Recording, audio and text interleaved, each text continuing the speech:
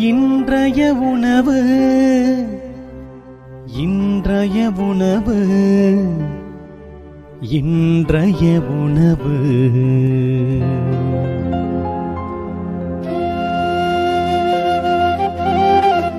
நற்செய்தி வழங்குபவர் தந்தை நிர்மல் ராஜ்.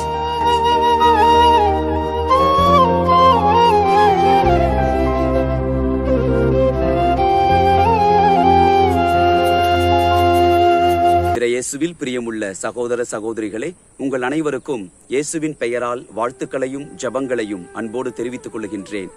இன்றைக்கு விபூதி புதன், தவக்காலத்தினை நாம் ஆரம்பிக்கின்றோம்.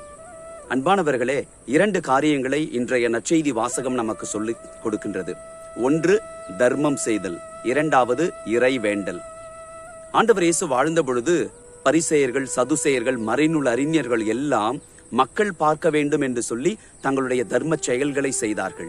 இறை வேண்டலை அவர்கள் ஏறெடுத்தார்கள். ஆனால் ஆண்டவர் நம்மை இன்றைக்கு அவர்கள் செய்ததை போல நீங்கள் செய்யாதீர்கள் என்று குறிப்பிடுகிறார்.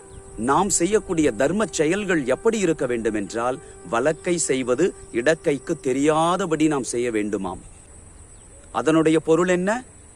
நான் அவர்களுக்கு நன்மை செய்தேன், என்னிடம் உள்ளதையெல்லாம் நான் பகிர்ந்து கொடுத்தேன், நன்றி கெட்டவனாக இருக்கிறான், என்னை மறந்துட்டான் என்று சொல்லாதபடி நாம் இருக்கணும். நாம் செய்கின்ற உதவிகளை நாமே மறந்துவிட வேண்டும். நாம் அடுத்தவர்களுக்கு உதவி செய்ய முடிகிறது என்று சொன்னால், கடவுள் அந்த மனிதனுக்கோ அல்லது அந்த மனுஷிக்கோ உதவி செய்யும்படியாய் நம்மை கருவியாய் பயன்படுத்தி இருக்கிறார். அவர்களின் வாழ்விலே நம்மை ஒரு ஆசீர்வாதமாய் பயன்படுத்தி இருக்கிறார் என்பதை நினைத்து நாம் மகிழ்ச்சி அடைய வேண்டும். உதவி செய்வதற்கான ஒரு வாய்ப்பு, அவர்களின் வாழ்க்கையில கடவுளை பிரதிபலிப்பதற்கான ஒரு வாய்ப்பு ஆண்டவர் நமக்கு ஏற்படுத்தி கொடுத்திருக்கிறார். ஒவ்வொரு முறையும் நாம் உதவி செய்யும் பொழுதும் நாம் கடவுளை பிரசன்னப்படுத்துகிறோம். நீதிமொழிகள் புத்தகம் 22ஆம் அதிகாரம் 9வது இறை வார்த்தையில நாம் வாசிக்கின்றோம், கருணை நிறைந்தவர் தம் உணவை ஏழைகளுக்கு பகிர்ந்து கொடுப்பார், அவரே ஆண்டவரின் ஆசி பெற்றவர். ஒருவர் வாழ்வில் ஆசீர் பெற்றிருக்கிறார் என்று சொன்னால், அவர் தன்னுடைய வாழ்க்கையில எந்த அளவிற்கு உதவி செய்கிறார் என்பதை பொறுத்துதான் அமைகின்றது என்பதை இந்த இறை வார்த்தை நமக்கு சொல்லிக் கொடுக்கிறது.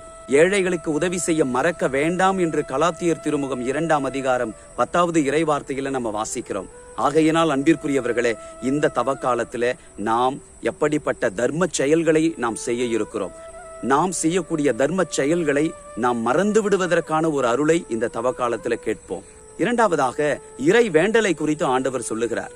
நிறைய சொற்களை அடுக்கி கொண்டு போவதினாலோ அல்லது மக்கள் பார்க்கும்படியாய் தங்களை புகழ வேண்டும் என்பதற்காக முகத்தை விகாரப்படுத்தி கொண்டோ ஜபங்களை செய்யாதீர்கள் என்று ஆண்டவர் இன்றைய நற்செய்தியிலே குறிப்பிடுகிறார்.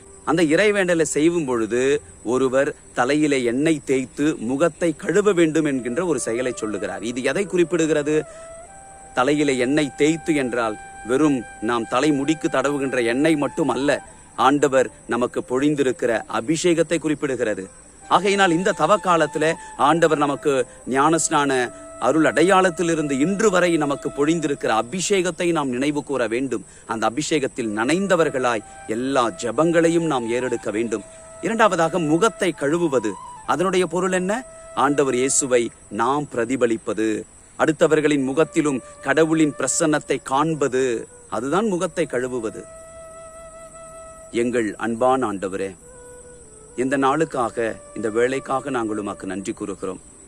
2025ஆம் ஆண்டிற்கான தவக்காலத்தை நாங்கள் ஆரம்பித்திருக்கிறோம். ஆண்டவரே, எங்கள் வாழ்க்கையில எதிர்பார்ப்பின்றி எங்களிடம் உள்ளதை மற்றவர்களிடத்தில் நாங்கள் பகிர்ந்து கொள்ள செய்தருளும். நாங்கள் செய்கின்ற உதவிகளை எல்லாம் கூட சில நேரங்களிலே நாங்கள் மறக்கும்படியாய் நீர் செய்தருள்வீராக.